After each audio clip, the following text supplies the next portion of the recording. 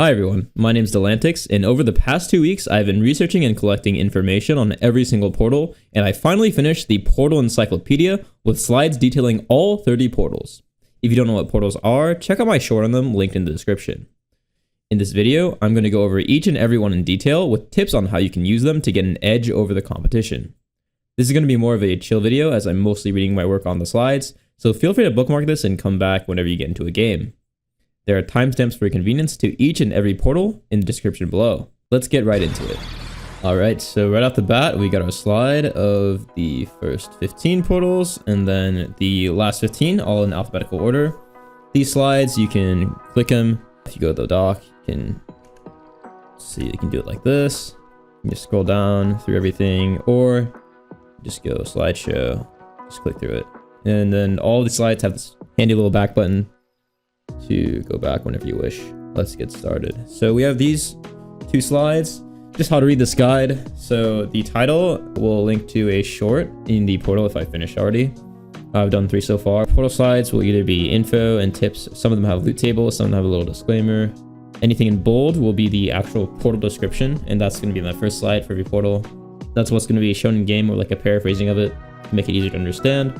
Anything in normal text is going to be additional information that is objective, so that is fact, because the italics are going to be my opinions, subjective information, strategy, hints towards how to play a portal, what comps to play, etc, etc. All images and info are sourced from Tactics.tools in their Explorer or Advanced Explorer, or from my gameplay. And if there's another source, I link it in all the slides. Here's a link to my shorts about what are portals. In case you missed it, it's linked in the description below. Ooh, new shirt. Alright, so just real quick, 2 other slides we have are PSAs for the current patch. So when I made this video, this patch is 13.14. And here is just a list of, bugs to watch out, interactions that might not have been settled or might not be unintended, and just things to look out for when you play the patch. After that, we have 4 slides explaining each and every rise ability, which changes based on the region of the portal that you're in. I'm going to make a video of all the rises and when you should use them, probably later this week, so stay tuned for that. There we go, and let's get started with our first portal. So in Bandle Cafeteria, everyone is going to gain a spatula on stage 2-1, and then each planning phase, which is the start of the round or before combat starts, for each spatula component equipped, champions will feed 1 portal snacks to their closest ally, granting them 20 permanent health. This permanent health is going to go to that ally, not the person or unit holding that spatula component. So emblems on the field will feed HP regardless of whether or not they have a spatula component itself. So this includes stuff like Void Emblem, which doesn't have components. It will still work. So this works well with Wandering Trainer. For example, in this clip, you can see it feeds 3 portal snacks instead of just 1. So that's 60 HP per round, and honestly, that is something to take note of, so keep that in mind. Tactician's Crowns will give 2 counts of HP or 40 per round. So a lot of people, when they build a Tactician's Crown or a Fawn, they just leave it on the bench. So make sure you place that next to someone you want to get 40 HP health per turn. Use the spatula to craft an emblem or Tactician's Crown as shown on the right, and then try to lean towards comps that use emblems so that you're not disadvantaged against other players. And then also try to feed your main tank or carry. And if you have to feed a main tank in the early game and then sell later on for an upgraded tank, don't worry too much about that permanent health. Ecliptic Vaults. So every time you select an augment on this portal, you gain 4 gold per augment you have. Very simple. Stage 2, the first augment, you'll get 4. Stage 3, you'll get 8. The third and final augment on stage 4, you'll get 12. Very simple stuff. Not much else to say about it. Glasc Industries. Every time you build a completed item, you will gain 3 gold. You must combine components to make an item. You can't just get an item from like a big item grab bag because you have full item, or a golden Pandora's which gives you a full item. You have to make the item itself with 2 different components. And this includes emblems, regular items, either work. Just anything you craft. So salvage bin is disabled in this portal, unfortunately. Otherwise, you would be able to get infinite gold. Some strategy for this portal is that you want to slam items as soon as possible. They'll get to their econ breakpoints, their interest of 10, 20, 30, etc. way faster than you. So make sure you take advantage of the portal and slam those items. Take bonus components from augments. Think like component grab bag from past sets, or the biggest and most obvious case, this set, Ezreal. You get so many extra components in the early game, and every item you craft gives you another 3 gold. So If your lobbies are going to be mostly Ezreals and you're in this portal, and you don't pick Ezreal, you're going to be Ezreal's Buried Treasures Augment, you're going to be very behind in gold. You just get so much value out of it. Alright, God-Willow's Grove. This one is interesting. The Marvel spot on your bench will become a grove. They'll have a little particle effect with grass around it. The champion placed in that grove contributes their non-unique traits as though they were on the board. It's pretty interesting. So you see on the right here, I have an example here where I only have Jhin on my board, no one else, but I have Auction in the Grove, which is the rightmost bench spot on the bench. So now I have 2 Deadeyes in, even though I only have Jhin on my board. Something to keep in mind is that you can't move or sell the unit in the Grove once the combat starts until the start of the next round. So like if you use the unit in the Grove and then you want to sell it for Econ to make 40, you can't. So just keep that in mind. If you're going to sell a unit, if you're planning on selling a unit for Econ, don't put it in the rightmost spot, even if you don't need the traits from it. You cannot place a copy of a unit on the board and then a second copy of the same one, so you get the same traits twice. I know a few of my friends have tried this, but it doesn't work like that. It's treated just like it is if you put 2 copies on the board, so it doesn't do anything. Pandora's Bench is disabled on this portal. Unfortunately, that is one of my favorite augments, but they decided to have the Grove on the right because you don't want to like, whenever you get a unit and anywhere, it'll spawn from the left to the right of the bench, and you don't want to like buy a unit and then have it instantly locked in the Grove. That would be really inconvenient. So yeah, since Pandora's Bench uses the 3 rightmost spots on the bench, it is disabled on this portal. You can't get it. You cannot gain unique traits like Empress, Darkin, Technogenius from Heimerdinger, Wanderer from Rise, etc. Those legendary traits you can't get. It'll disable it. Usually when you play this, you want to place your weakest unit that you would play for traits. In Tristana reroll, it's always going to be like your 3rd Yordle, unless you have Heimerdinger. Stuff like that. Like Azir, Lux, it's going to be Teemo for strategist. He doesn't really do anything. He's not your main carry in that comp. So anyone who's just super weak, you just put in there. If you have no one else to put in your regular comp, just throw in one of your trait bots into the Grove and then play like an extra Rise, J4, anything utility, any CC. You can go for traits like Anya, Demacia, Noxus, Shrima, or Void 8 a level earlier. Think of it like you have an augment that gives you hearts, because you know you'll have a team size of 8, but you can effectively have 9 units on your board because of the Grove. And you can activate 9 Noxus on 8, given that you have all the emblems and units you need. Hearth-Home. On stage 4-5, you'll gain a Masterwork upgraded item that lets you upgrade one of your items into its Radiant version. So choose carefully as you only get 1 shot. Radiant items have increased stats and a more powerful or new effect attached to them. So the item, whenever you use it, is actually removed from the unit. So in theory, you could use this as a standalone, as like an item remover if you want to, move your item from one carry to the next if you're pivoting. So just keep that in mind. You can't use the upgrade mid-combat. I have done this. I tried this many times and failed at this. You'll be at a huge disadvantage if your opponent has a Radiant item and you don't. So make sure you use it. If you're like panicking or if you're busy rolling, just make sure you use it like with 1 second left. Or before you go to an opponent's board or the opponent comes to yours, whenever the planning phase is over, right before the planning phase ends. Most people upgrade an item on their carry. Tank items do have high stats, but I think it's widely known to just put it on your carry. I think it's more powerful if you upgrade your carry and not your tank. Use the Explorer on Text.tools to find the best rating items. If you pay to their Patreon, it's only $2 a month, I believe. You get access to the Advanced Explorer, where you can actually sort by portals, and Hearth-Home is one of them that you can sort by, so you can see the stats for that. Radiant items are not treated equally, and they often receive bounties almost every patch, so stay up to date on that.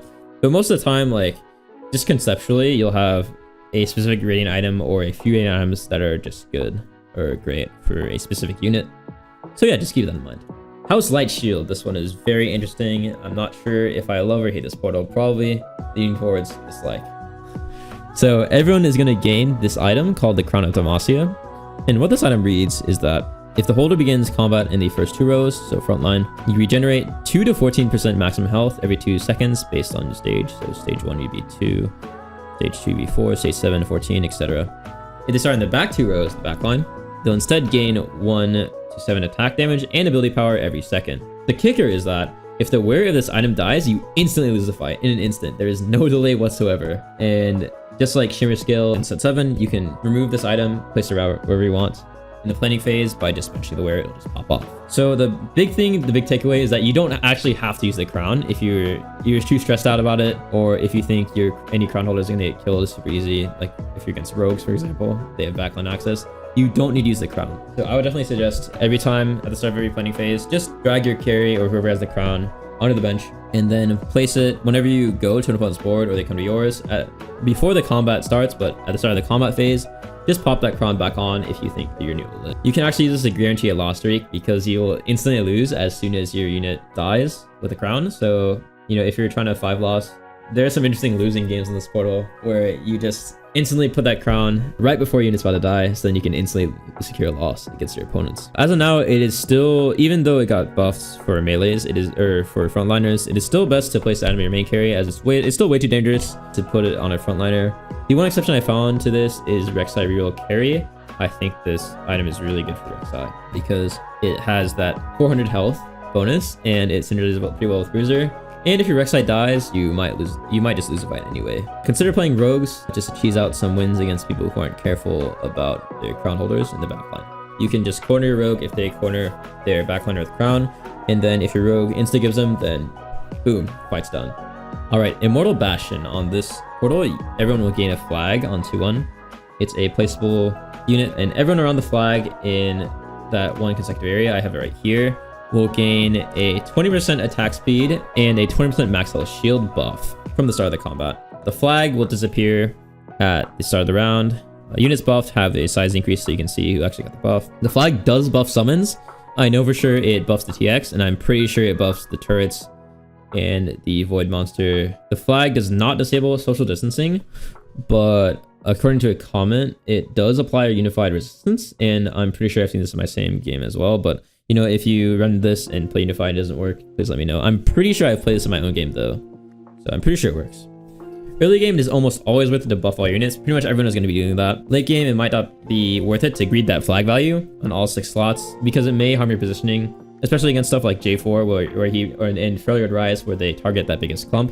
If you have all your carries clumped up in this easy circle, obviously it is the exact shape of those 2 abilities, so you might want to avoid doing that in the late game. And clumps around the flags, again, another reason to avoid it, are perfect shroud targets. Super easy because if you want to, you know, move the flag and all the units around it, you're gonna have to do 1, 1, 1, 1, 1. That is super hard to do, you know, in a second. Whereas if you have a shroud, you just take like half a second to look at your opponent's board, see what side they're playing on, and just shroud the entire clump. Super easy. All right, Jayce's Workshop. All augments offered this game will be prismatic no matter what. There are a total of 71 non-legend prismatics. Triple prismatic lobbies tend to have a really high tempo or higher board caps if people are playing like level up, stuff like that, or both. So you want to play aggressively to save as much HP as possible if you're not playing a high cap strategy like level up or hedge fund. In that case, you do want to save as much HP as you can, but usually play for a loss streak. With level up though, there's a resurgence of a lot of people playing for win streak with that. So it's a bunch of interesting stuff. You want to avoid this portal if your legend or favorite comp doesn't take advantage of many prismatics. For example, like Lee Sin has 3 really weak prismatics, whereas like all of Ezreal's prismatics are really good. Well-earned Comforts 1 and 2, like the gold and silver, aren't as good, but Well-earned Comforts 3 is really good. Alright, Marus Omegnum is the hardest Super Downs portal of the set. On stage 2-5 and 4-5, everyone will gain a Tactician's Crown. So Tactician Crowns are fawns if you don't know what they are. They give you 1 team size each, allowing you to field another units. They don't need to be placed on any units to work. You can just leave it on the bench. If you do place it on a unit, they'll get a little crown. And also if you have stuff like Cybernetics, Bulk Leech, or Well-earned Comforts, place the crowns on units with no items, give them the effect. Alright, so when you play this, you want to play around comps that can actually use the bonus team size effectively. Usually this will give you more traits or higher tier traits. And if you don't know what to put in, you can just put in like utility unit again, like Rise, Cassante, J4, Scion. Anything with CC, anything that helps out your team. Also, one thing to think about is that more units on the board will end in harder losses. So beware of loss streaking, especially in like stage 2-5 when they get that crown and onwards, as in stage 2, there's like a limit of the max damage you can receive, and you take infinite damage. So they actually cap out the damage in stage 2, but after stage 2, it's not capped. So be careful of lose streaking because you will take harder losses, just because of the nature of the fact that stronger boards will have 2 more units than usual, and you're probably going to lose pretty hard. So just be careful of that. Using Advanced Explorer, these are the highest cap traits that are shown in the Advanced Explorer on the portal Marus Omegnum. This is just an interesting stat to see. So the highest win rate one is, or the highest placement one is 6 Slayer and 8 Sork. A lot of people usually go for 8 Sork on this portal. All right, Noxkraya. After every augment choice, a random hex becomes red for the rest of the game. You can see it. It's the visual effect right here on the right. Champions that you place on these hexes will receive a tailored item for the rest of the round, and this rerolls or refreshes each combat. And yes, you do have to have an open item slot to get this item. The hexes are the same for every player throughout the entire game.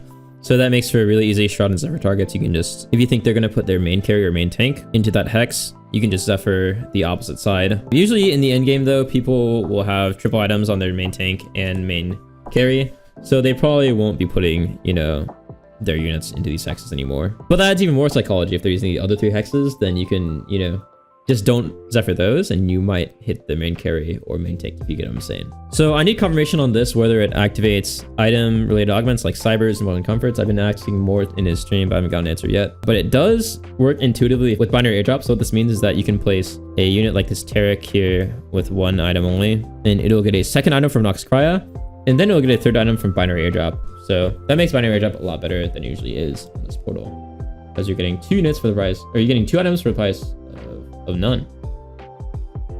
Oh, well, the price of 1 item, but you get what I mean. Early game, it is almost always worth it to play a unit in these hexes for the item. Positioning is still really important, but an extra item definitely outweighs positioning, especially considering like not that many people are going to have items and the units are weaker overall. Late game, if the hexes are in a bad spot for you and your team, it might not be worth it to fudge your positioning for those bonus items, especially if your main carry and main tank are already triple items. Alright, Ornn's Forge. Randomly on either stage 2-5 or 3-5, gain an Ornn item anvil. Each player will see the anvil at the same time. And what these anvils are they hold 3 random Ornn items, and you can choose 1 item from the anvil to get for the rest of the game. Here's a list of the Ornn items available. I'll give you guys a second to gander. Envisage is a tank item that gives you health regen. Eternal Winter is another tank item that is very cringe. It applies that shield effect, which slows attack speed to everyone who attacks the unit with Eternal Winter. And after applying that 7 times, so after the unit damages the holder of Eternal Winter 7 times, they get stunned. This can only happen for every 15 seconds. God bless they put a cooldown on this. In the previous patch, like this was a nightmare item. Random's item is another tank item, but a little less specific. So what it does is, like the Immortal Bastion flag, it buffs all the units around it and the holder. It gives them 48 armor and MR, which is really neat. Kind of like Janna from the last set. Like in the last set, people would put Radiant on their Janna, or Randoms on their Janna, so they get that huge hex buff. Hole Crusher. So if you isolate your tank or your unit with Hole Crusher on it, it'll gain 600 bonus health. Just a big stat stick for the unit. Trickster's Glass is a really interesting one. So what this does is it gives a bunch of stats and it also summons a clone of the unit with 70% max health and 20% increased maximum mana. You can't put items in the clone, but the clone does benefit from active traits, and it shares the star level of the unit you clone. The one exception is 4-star Yordles. That would be way too OP. So that's an interesting one. Usually you want to put it on a tank, but there are some builds, like if you put it on a carry, it's not that bad. Next, we're going to get into more damage items. So the first one we're going to talk about is Obsidian Cleaver, which shreds and sunders, just like Last Whisper, Shiv. Last Whisper and Shiv, I think, as well, are 40% shred. This one's 50%. And this is like a one tool fits all for your comp. So if you have a good applier of this item that does a lot of AoE, this is not a bad item at all. It's also a good substitute for Last Whisper. Deathfire Grasp is an AP item. So at the combat start, it fires a blast energy at the current target, usually a tank. It marks them, and it deals 20% of their max health as magic damage instantly. And then for the next 8 seconds, the holder deals 50% increased damage to that marked enemy and 20% increased damage to everyone else. This item is great on most mages, especially Lux, because you can tear through that frontliner straight, and if you get lucky, you can beam straight into the backline, which is really, really strong. That's Defiance. This is the healing item. It's a BT substitute usually. Gives 25% Omnivamp, which is more than BT. And then also, interestingly enough, 50% of the damage the holder receives is instead dealt over 4 seconds. And this cannot kill a unit. That's what non-lethal damage means. Zonia's Paradox, like Zonia's in League, at 40% health, you become invulnerable and untargetable for 3 seconds. The one thing to note is that, like, unlike Diamond Hands, which is from the Shimmer skill item, Diamond Hands, it doesn't drop targetability, but this does. Just like Guardian Angel or Edge of Night, sorry. Just like Edge of Night. So like, don't put this on the tank because they will redirect to your backline. Put this on like a backliner to get that AP and that extra survivability in the late game of the fight. Mana Zane, this one's really cool. And this one's not new, but restore 120 mana after 5 seconds after you cast your first ability. So like last set, Lulu, Machine Gun Lulu would have like 20 casts after proccing Mana Zane. This set, something like Malzahar, something with low mana cost, Karma, will cast a bunch in a row. So yep, that's pretty neat. Good AP, good item for spellcasters, mostly AP units. It does have attack damage, so you could try this on like auction or something. It'd be pretty cool. Sniper's Focus. This one was super strong last patch. They got nerfed, thankfully. Important thing to note is that attacks and abilities deal 10% increased damage for each hex or square. between their holder and their target. So something like an Auction that shoots all the way across the map will do a wild amount of damage with this item. Gold Collector. Attacks and abilities execute enemies below 12% of their maximum health, and these executions each have a 40% chance to drop 1 gold. Be careful when you use this item with something like Zeri, who already has an execute on their ability. The Noxus Augment already has an execute. Like, there are some executes already in the game, so you probably don't want to put this on units that already execute. It does have a good amount of crit in AD, so think about that when you pick this item. And finally, Infinity Force, we can get from the Ornn augments or the augment Freaky Friday, the Prismatic. It's just a big ball of stats. In this recent patch, it's important to note that they did buff it to 250 health. So we already talked about Trickster's Glass. You cannot get the Blacksmith's Glove item. It's listed in the picture on the right. This can only be received from either the gold augment Capricious Forge. I don't know if I pronounced that right. Or the Piltover Cash Out. So you can't get this from like Ornn's Forge, the Portal. You can't get this from any of the Ornn augments other than that one specifically. Whenever the round happens, you want to scout the lobby to see. Basically, the most important one is Eternal Winters, because if there are a bunch of Eternal Winters in the lobby, you want to consider building a Quicksilver on your attack speed carriers like Zeri, Aphelios, or even Azir, because this will prevent them from getting stunned in the first 15 seconds, which are the pivotal moments of the fight. And it also prevents the shield debuff, which lets them attack at a normal speed. So like, if you usually play Rageblade on your champion, it's probably worth it to play QSS if there are like 2 or more Eternal Winters. This also helps rid you away against getting stunned by like a Jarvan, which is pretty hard to dodge. Next up, we've got Petricite Forest. In the forest, everyone is going to gain 3 component anvils at the start of the game. So component anvils will have 4 components and allow you to choose 1 component each in each of those anvils. The components inside are completely random and are not tailored or affected by the amount of components or the components that you already dropped. Usually you want to wait until you drop all of your items first and then pick your first augment, and then pop the anvils to make item choices based on your overall spot. So for example, if you got a lot of AD items from your initial items, you got an AD augment like Challenger or Deathblade, or if you got a lot of AD units dropped like Samira, Jhin, etc., then use those anvils to build more towards AD items. It's always good to build tank items as well, as they're fairly flexible. Note that this does take up 3 bench spots, so keep that in mind. For example, if you get a gold opener, which is where you're going to get a ton of units on your bench, make sure you sell the ones that you don't really care about, because if you pick up a unit orb, it will immediately convert those units into gold, so you won't be able to see what you got, what you could have gotten and played around on. So yeah, just be aware that this will be taking up bench spots. And this was actually reworked in the most recent patch. It used to only give max HP and size, so if you're wondering what that one, well, here you go. Alright, Placidium Library. So in this portal, everyone's going to gain an item called the Scroll of Knowledge on stage 3-5, and you can use this item on any champion to open an armory at the bottom of the screen, containing every emblem that matches their traits. So you cannot attain Yordle, Multicaster, or any of the unique traits like Rises, Wanderer, Velvet's Empress, Technologies from Hybridinger, etc. So like if you pop this on Hybridinger, you're only going to get Piltover. If you pop this on Teemo, you're only going to get Strategist. You cannot, just like the other item, the Max Work upgrade, you can't use this mid-combat, so keep that in mind when you're pivoting, etc. So whenever you see this portal, you usually want to play around a comp that can use an emblem well, whether it's a vertical comp like 9 Shrima or 7 Shrima, or like more strategists, more utility, etc., stuff like that. You can also just use this to take out one unit that you wouldn't usually play and play utility unit instead. Rise J4, you know the drill. Scouting is essential because many players like to force comps whenever they see this portal. Like they'll immediately think, oh, free Void Emblem? Alright, bet, I'm going Void. And they're going to disregard the other 3 players in the lobby going Void as well. So make sure you're on top of that so that you don't put yourself in a doom spot. I mean, most comps can hold at least 2 players, but yeah, just keep that in mind. And yeah, that's about it for this portal. It's kind of similar to, it's pretty similar to Bandle Cafeteria, but there are more offerings than just the craftable emblems. So here on the right are the portal stats for Placidium Library itself. 9 Shrima, 9 Noxus being at the top of the table. Alright, Scuttle Puddle. This one is pretty cute. So all PvE monsters that would be like minion rounds, think Krugs. When you die to Krugs, think about that. When you wolves, raptors, the dragon at the end, they're all replaced by Scuttle Crabs. And these Scuttle Crabs always drop 1 extra gold no matter what.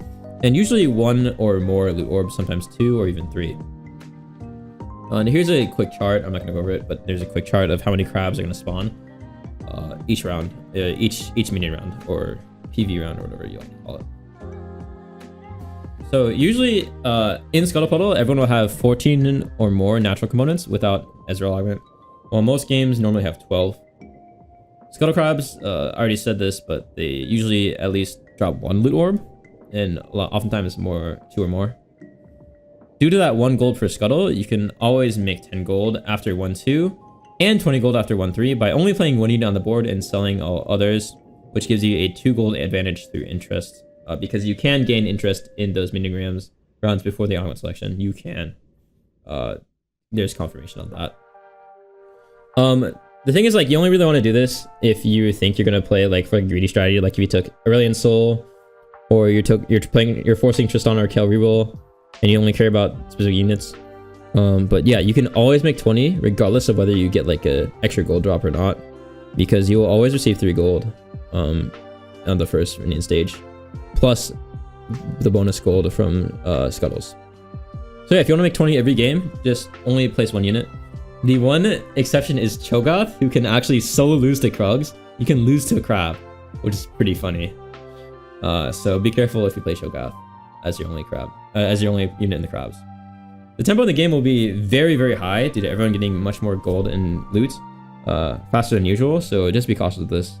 Stay with the tempo. If you're loose streaking, you might lose a little harder. So just be aware of this as you play through this portal. Shifting Sands. If you don't currently have a magnet remover on your bench, at the start of each round, you will gain one in the center of the board. So this also works on mini rounds. So basically, the strategy for this is that you want to basically use these removers every single round because you're going to get one anyway.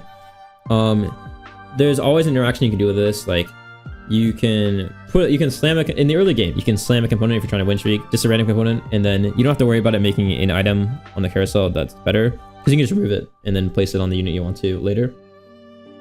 So like you want to slam a random belt on your tank, go for it. Even if you can make like guard breaker on the carousel, you're chilling because you can just remove the belt and make guard breaker on your carry. This also happens on minion rounds, which lets you remove 2 items in a row basically without having to worry about combat, which is very helpful to know. Like whenever I play this portal, I always use the items because I like to stay flexible. Just in like, usually it won't matter, but there are always like some like edge cases where you want to move items around.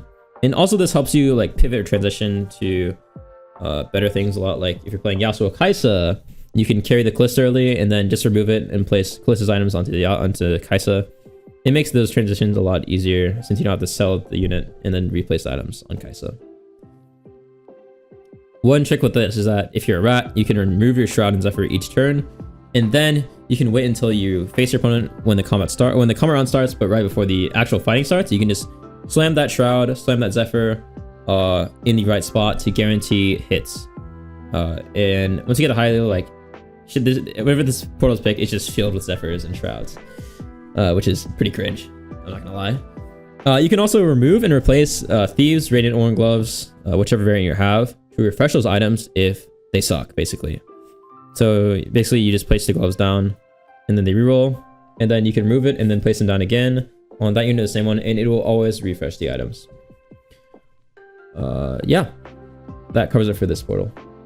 This portal is actually getting a rework in the next patch, or patch 13.15, and instead of giving everyone a remover, it will give everyone the effect of Pandora's Bench. Pandora's Bench is probably my favorite augment of the whole set.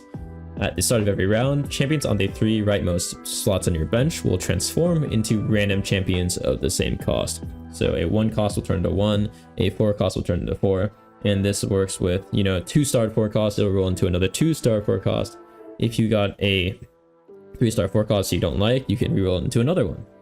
And yeah, it's so much fun because it helps you hit those higher star units faster, or find, rare units faster. If you get a 5 cost you don't like, you can reroll it into one that you might like a little more. And yeah, of course this won't replace your 3 augments. You'll still get your 3 augments. This is just an added bonus. So treat it like you have 4 augments. I think this is going to be really fun compared to the Zephyr and Shroud Fest that Shifting Sands is right now. So I'm really excited for this change. Alright, Shuriman Bazaar. Similar to the glitched portals from 8.5, Each champion on the component carousel will always have 2 components on them instead of 1. Spatulas can still appear on the carousel, so watch out for that. And this only applies to the component carousels, which are going to be the first 4 carousels. Stops happening in stage 5 and onwards. Or if it helps you remember, it stops happening after the Raptor round. The Raptor round is the last stage that you receive components. Augments that scale based on items placed, like Cybers, while in Comforts, are inherently buffed by this portal, just because there are more items to slam. Loot streaking is slightly more beneficial on this portal, because if you get like a killer combination on one, you'll get access to it. Stillwater Hold, the most probably hated across, especially in PB, the most hated portal. If in PB, if you pick this, you would get pinged by everyone in the lobby, and then everyone would proceed to FF at stage 2-1. So the round indicator at the top of the screen in this portal is actually bugged. There are only 5 player combats per stage as usual, not 7. It shows 7. It replaces like the carousel round and the augment round with an extra combat when there's not really a thing. It's a normal game. It's a normal game. If you played past sets, it's just like those games, just without augments. So yep. Total game time is reduced because of this. You don't get like that 60-second augment selection round. You only get the regular planning phase. Avoid this portal if your strategy is dependent, obviously, on playing around your legend augments. Like if you're playing Twisted Fate and you're spamming like Zeke's Garen, Chalice Echo, don't play this portal. Here are some of the best traits played on the Stillwater Hold, Augment Sorted, and Tactics and Tools Advanced Explorer. Obviously, the legendary traits are still on there, but this is pretty similar to the meta traits in regular teamfight tactics. Targon Prime. Whenever you reach 40 health, receive a stimulus package. The stimmy is back, of loot at the start of the next round. The loot that you get is the same for each player in the lobby. So here's a loot table. It ranges from pretty simple, like 2 TGs, 1 Tactician's Crown, just bonus gold, to pretty wacky. There's a 1% chance for it to drop 3 Tactician's Crowns. So watch out for that if you're like win streaking and you're suddenly losing. It might be because everyone else in the game has 3 Tactician's Crowns and you don't. That's just the way life goes, I guess. Alright, so you can only receive the loot once per game. For instance, like if you have Metabolic Accelerator, Tiniest Titans, Tiny Titans, you can't go below 40 and then heal back up. Go below 40 again, you won't get a second loot. That would be so OP. And thankfully, they accounted for that. Since the loot it dropped is the same for every player, if you see a player like nearing 40 HP and they're in a combat and they're about to lose, or they did lose and they drop below 40, you should always go to their board at the start of the next round. They'll have that gold orb there. And then just check out what they get so that you know which of these loot drops they received, and you can plan around getting these loot drops. This might change your plan. Like if it's not too big of a deal, then you can still play for win streak. But if it's a big deal, like triple Tactician's Crown, that is a huge deal, then you might want to start loot streaking to get to that 40 as soon as possible, so you can even out the playing field with everyone else in the game. This portal can heavily advantage lost streak strategies if that loot drop is super strong. But also, players are a lot more likely whenever they see this portal to play a loot streak. So adjust your early game streaking strategy accordingly. Like you can take advantage of this fact by playing for a win streak, and you'll get super easy wins because most people are playing super weak boards to try to loot streak. The Dreaming Pool. This one's really interesting. At the start of each stage, you'll gain a champion that pops up from a portal that fits your team. So at 2-1, you'll get a 2 cost, 3 cost, 4, 4, and 5 and on, you'll get a 5 cost. So the unit that you receive is tailored to the unit at the specified cost that has your highest unit trait. If there's a no fitting unit for that cost, say like you put, you have 5 strategists in, and then you're gonna roll for a 5 cost. There's no 5 cost strategist. Probably give you Cassante because you're probably playing Shuriman Bazaar. It'll just give you whatever your highest trait is instead, the next highest trait. This trait does not need to be active. So like as you can see in the example on the right, Piltover is not active, but it will give you a Vi no matter what, because Piltover is the highest trait, 2/1. It will not give you Jinx.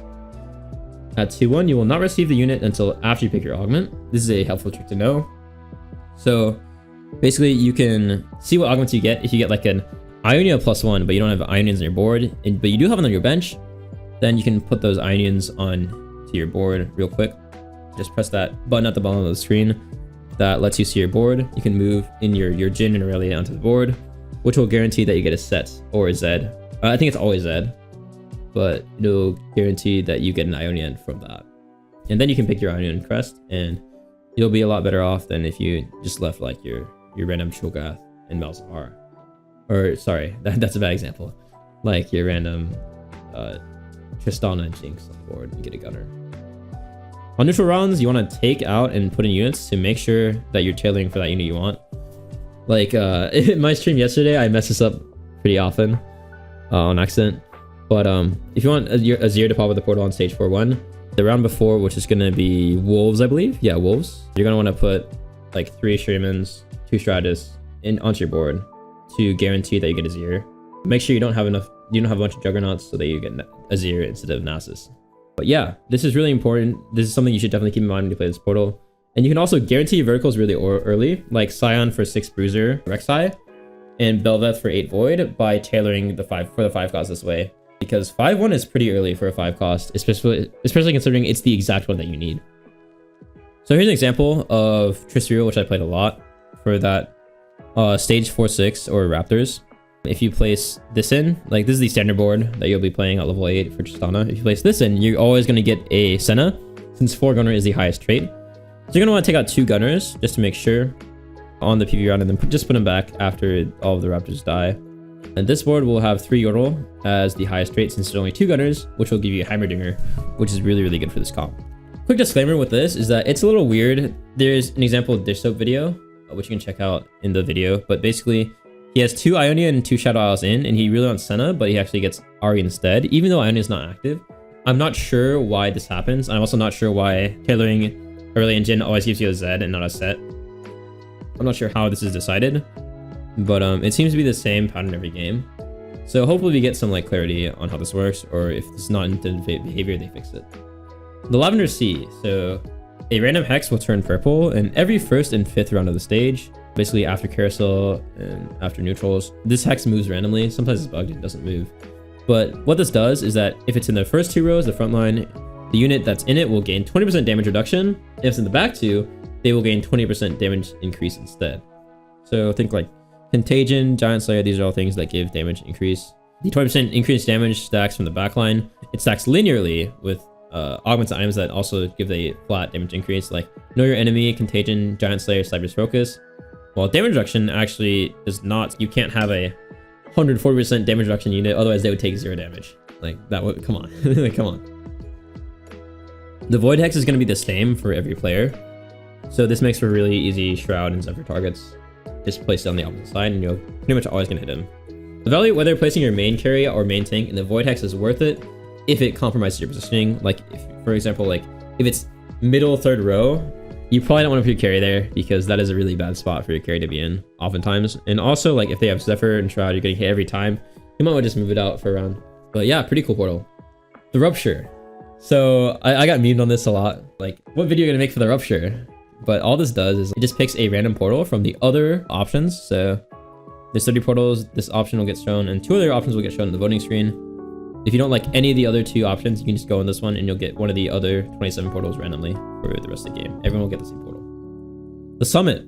So starting at stage 3, everyone will gain a lesser champion dupe at the start of each stage. On stage 5 and beyond, everyone will get a regular champion dupe instead. Champion dupes are, or Nikos as some people like to call them. You use it on a champion, any champion on your board or your bench, to create an extra 1-star copy of that champion that adds to your bench. So if you have a pair, use it to upgrade the pair. Basically, that's all it is. Lesser champion dupes can only be used on 3 cost or below champions, so keep that in mind. The lesser champ dupes are blue, and the regular dupes are orange. So this results in you getting 2 lessers and then 1 regular dupe every stage, starting from stage 5. Duplicators do take from the available unit pool, but if there are none available, it will still create a copy. If you don't know how this works, basically in TFT, there are a maximum of units in the pool. I'll show the distributed pool on the screen right here. But there are a maximum amount of units in the entire player pool for everyone to get. So like, not everyone in the game can get 3-star Kai'Sa. Not everyone in the game can get 3-star Darius. So if you use a Nico, it will take a unit from the pool, just like if you bought it from the shop. But the exception is, if there are no units left in the pool, it'll still make a copy no matter what. So like, if you have, if you're rolling for Scion 2, Scion 3, an opponent is holding a Scion on bench, if you get 8 Scions out of the total in the pool, and then you shouldn't be able to get Scion 3 because the opponent is holding all your Scions, well, with a champion duplicator, you still can. So reroll is going to be more likely to be contested since everyone's going to get 2 lesser champion dupes, so make sure you scout often, especially if you're playing one of these reroll comps, because if you contest rerolls, you will probably go 8 or pot 4. Plan around having these duplicators to either 3-star reroll units if you're playing a reroll comp, or 2-star units earlier for tempo and strength. 2-star 3 cost in stage 3 are really strong, so consider holding pairs that you might not usually hold that might cost you a lot. But like, you know, a Callista 2 is really strong early game. Even like a 2-star Tarek is really good. Even if you don't really like those units, consider holding them because you will always get this lesser champion dupe at the start of stage 3. Right on. So this is the Sump. Basically, there is no interest in this game. Instead, starting on stage 2-1, gain 3 gold every round. So this is exactly like the gameplay of the Gold Augment Hustler. And I believe that augment, yeah, it's disabled on this portal because that would be really OP. An interesting thing to note is that Rich Get Richer and Hedge Fund are available, but you will still not gain any interest if you take them. So basically, it's just like a flat gold paycheck. It's not very good. Don't take them on this portal. I think there might be a bug where it still gives you interest. It's not intended if it does. So important to note is that the tempo of the game will be extremely high since there's no more incentive to save money and interest up, econ up. If you're playing for 4-cost carries, you want to level as soon as possible to get the highest odds. And everyone will be doing this in your game, basically. If you're playing for reroll, just roll down as much as you can every single turn. And then play your strongest board to stay healthy because people die really fast in these portals because people are so strong. Combat augments are generally better than economy augments on this portal because you get so much money every turn. This is a very fast-paced game. A lot of high-level players do not like this portal at all, including myself. So just watch out for this, yeah. The University. So in the University, the first augment of the game is guaranteed to be prismatic no matter what. So the University overrides the augment tree in stage 2, which means it's possible to get each of these augments, which are prismatic silver gold combo, prismatic gold to gold, prismatic silver, prismatic gold, and triple prismatics. The augment table is available in that link if you click on the slides. So you're going to want to avoid this portal just like Jayce's Workshop if your legend or favorite comp does not take advantage of any opening or first prismatics. For example, again, Shopping Spree is not that good, but Level Up is really good if you play Aesol and you play the Dragon King strategy, which is pretty lit. Thresh's Sanctum. So this one is really cool. It's one of my favorite portals for sure. Whenever any unit dies, the soul counter on the left raises by 1. And every 40 souls, you'll get an orb of random loot. So unlike the other portals, this is fully random for every player. Every player will get different loots. Here's that loot table. So the loot table changes based on whether you're in stage 2 or 4 or stage 5. Most of the time though, in either stage, you will get a component 50% of the time. Alright, so some tips for Thresh's Sanctum. It says any unit. So this includes summons like Void, Zzeroth Portal summons, the T-Hex, Heimer Turret, etc. As well as neutral monsters like minions is the big one. Minions, raptors, all of those. And both you and your opponent's units that get killed in a round. So keep that in mind. So on neutral PvE monster rounds, place a unit isolated in the top left corner usually against the most monsters so they die quickly, and then you get a guaranteed soul out of that. This is just a quick min-max, and I'll have more details on the next slide. One thing to note is that full open strategies result in less souls because less units will be killed. For instance, like if you're playing 0 units, obviously there's units to kill. If you're playing 4 units against 4 and you get 4-0'd, you don't kill any units, then you're missing out on 4 potential souls that you would have had. It's not usually significant, but that is something to keep in mind. So here are some tips on min-maxing, and there's a pretty cool video by Froden where he VOD reviews dish soap. And I'll let you guys, if you're interested, check this out on the slide itself. But basically, this is a demonstration on how to min-max your souls you get from the neutral rounds, where to put your units to get the most souls. One cool interaction is Zzeroth and Parting Gifts, the augment. It takes the augment Parting Gifts and builds Zzeroth. And basically, every time that unit dies with Zzeroth, it summons a Voidling. So that's 1 soul. And every time that Voidling dies, it gives another soul. And the thing with Parting Gifts is that every time a unit with an item dies, it passes on one of the items that it has to another unit on your board. So basically, you get infinite Zzeroths on everyone in your unit, which if you lose, that is theoretically a ton of souls. So that is pretty cool. Mini rounds, Krugs, Wolves, and Raptors. It's really easy to get at least 1 bonus soul from these. Just follow these tips on the slide. All right, Unstable Rift. So every round, you'll gain a different unstable completed item that pops off and transforms into a random item at the start of every round. So this happens at the start of the planning phase, meaning that it will count for all item-based augments like Cybers and Well Earned. It's just a normal item. It's treated as a normal item. Unlike Gadgeteen, They're not any stronger, weaker, or weaker than their normal counterparts. Of course, you can't receive like emblems from this, it's only normal items. Each player will receive a different void item every round, so you can get screwed on RNG with this a little bit. And yeah, that's it for this portal. Alright, so Warlord's Palace, this is a fun one. So Stage 4-7, which is the Raptor's neutral, is instead replaced by a treasure armored round. And here's an example of what the treasure armory looks like. And it costs 1 gold to reroll the armory as of patch 13.14. So the armory is going to be either normal, order, or chaos. And each of these themes have a common loot option. For example, normal is mostly components and items. Chaos is going to be Ornn items and emblems. And the order armory is going to be built around radiant items. So the armory round is going to last for 50 seconds. And after this time elapses, it will take the armory currently on the screen. So make sure you pick something you want. You'll then gain interest in XP after this round because it is treated like a normal neutral round, like that Raptors round. So, you know, if you see a shop of units, make sure you actually buy them before it refreshes. I've missed a lot of units to that. So yeah, just be careful about that and keep that in mind. Usually when you play this, you want to plan around getting either 1 to 2 extra full items from this round, as is the most likely and cheapest outcome. If you take a look at here, you know, 30% chance you're going to get at least 1 component and an item from all of these, whether it's normal, chaos, or order. And yeah, as I said before, the cost was changed from 2 to 1 gold in patch 13.14, which makes it a lot more fun. This also allows you to roll more for more best in slot or favorable items. So yeah, keep it in mind. All right, Yordle Pordles. So on the 1st and 5th round of each stage, you're going to gain a random champion of a cost tier. Here's a chart I made of what you're going to gain and when. Stage 2 is going to be 3 and 3.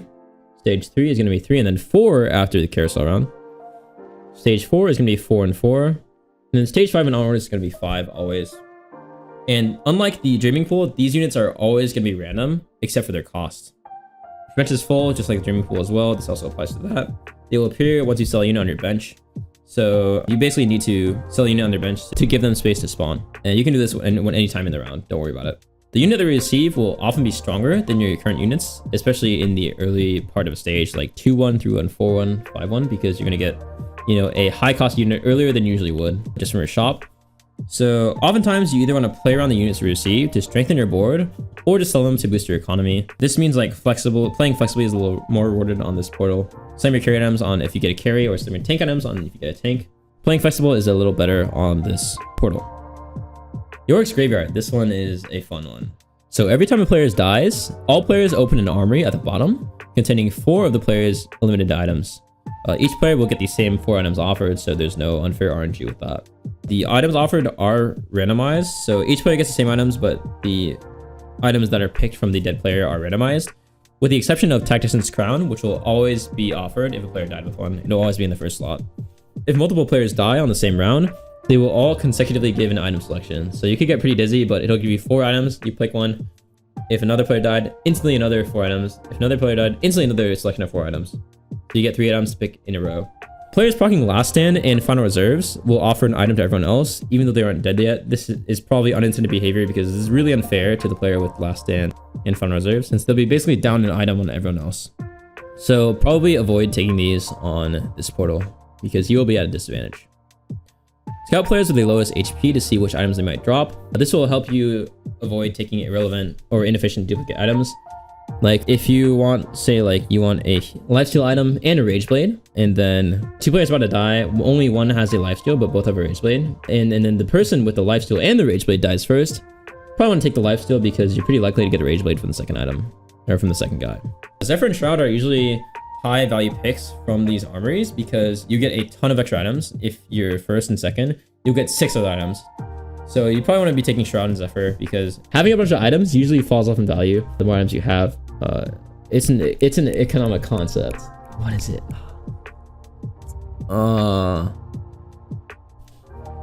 The marginal utility of items. There you go. The marginal utility of items falls down the more items you have, because you'll be itemizing like less core carries, less core tanks.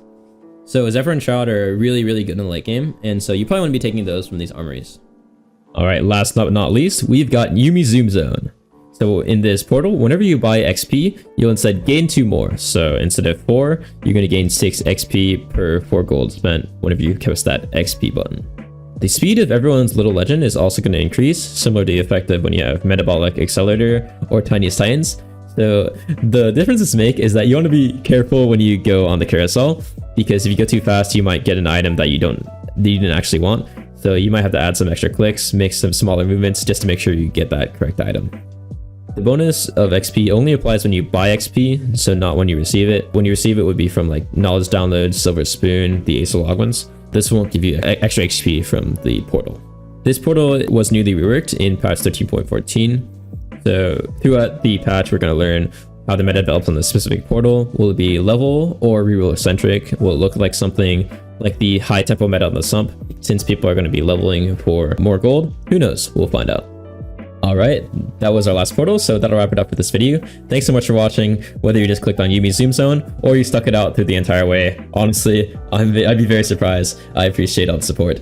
So yeah, in this next coming week, I'm back into making videos. I'm really excited to be back.